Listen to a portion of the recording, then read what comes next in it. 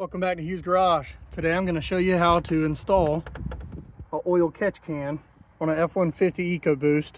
This one in particular is the 2.7. This also will work for the 3.5. It'll be a little different, but the basis of it is the same. Alright guys, on the battery tray there's already going to be a hole here that holds this line.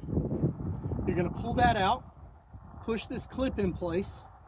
You're going to use this as a template that comes with your oil catch can. This is the bracket for it.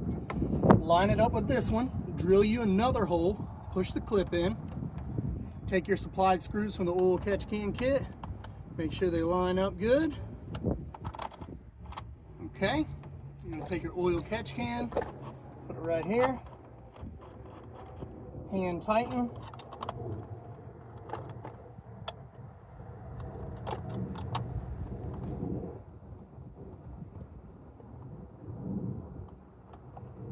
For this, you're going to need a 10 millimeter.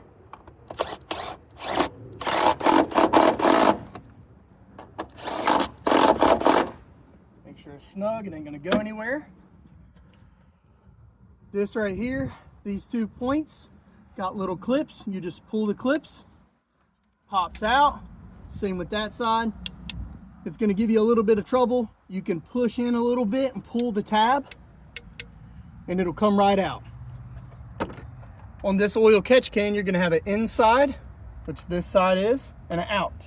The in is going to go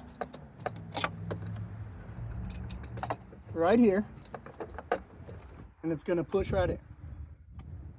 Make sure it clicks. It's going to fight you.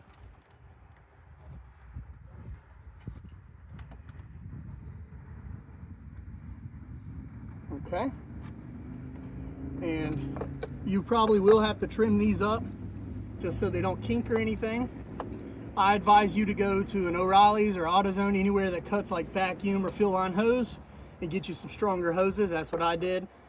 The one that comes with the kit is very cheap and unreliable. I did this before and ran them for about 2 months and they already started to deteriorate, so I wouldn't go with that. And then the out is going to go right here, right behind the throttle body. And press in like so. Okay, so they're both in. So you see I'm gonna have to trim these up to make them smooth and look good, but that's pretty much the basics of it. Once you get everything how you want it and the pipes or the lines cut how you want, make sure you tighten these down on here, make sure all the connections are tight, and then whenever you need to check your oil catch can, unscrews. It is a little tight right here with the turbo tubes, but you can kind of work it. And luckily this thing isn't the strongest, so kind of push back on it, pull it out, check your oil. You also got this little dipstick you can do as well to check and see if you got anything in there. And for Amazon, it's pretty cheap. I think I paid like 30-40 bucks for it. There is some name brands that you can get that work. In my experience, on any other vehicle I've ever had, the cheap ones always work. Just make sure that you got good lines for them. That's the most important part. Make sure all your connections are good. After that, you'll be ready to rock and roll in about 3,000 miles. Check and see what oil caught it, and you'll be good to go. Thanks for watching Hughes Garage.